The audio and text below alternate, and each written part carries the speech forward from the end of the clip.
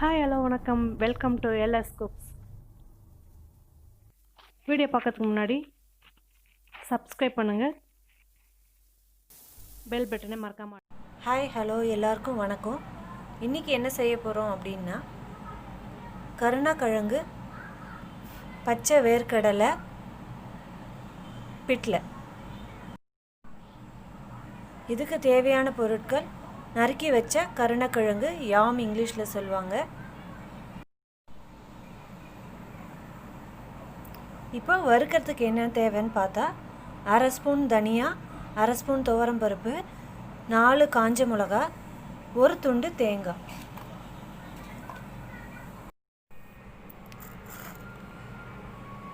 இப்போ தாளிப்புக்கு தேவையான பொருட்கள் பார்க்கலாம்.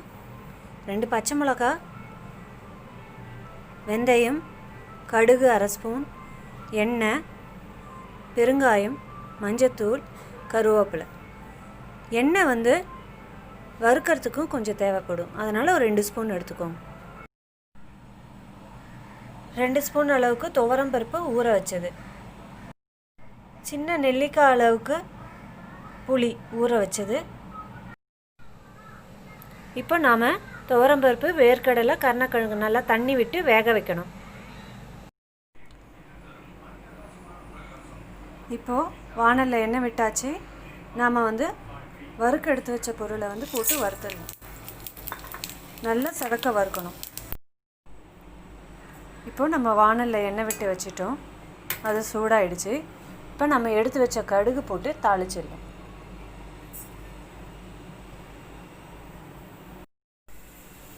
இப்போ 2 பச்சை மிளகாய் போட்டுக்கலாம். இப்போ கடுகு நல்லா வெடிச்சிடுச்சு. இப்போ வெந்தயம் போட்டுக்கலாம்.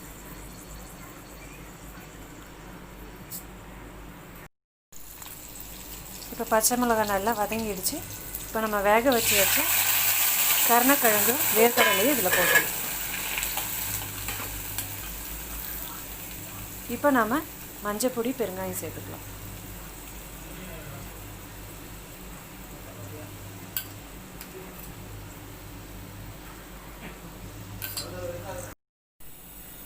இப்போது ஒரு கொதி வந்துடுச்சு பருப்பு போட்டு.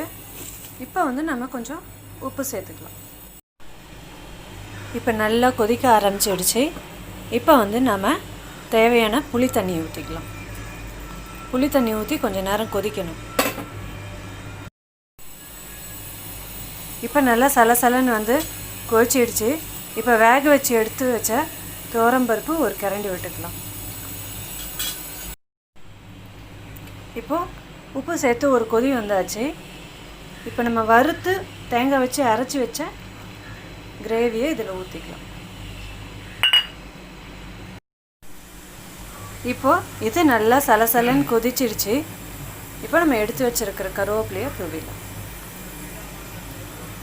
வேர்க்கடலை, கருணக்கிழங்கு, பிட்லை ரெடி. எங்கள் சேனலை லைக் பண்ணுங்கள், ஷேர் பண்ணுங்கள், கமெண்ட் பண்ணுங்கள், சப்ஸ்கிரைப் பண்ணுங்கள். தேங்க்யூ.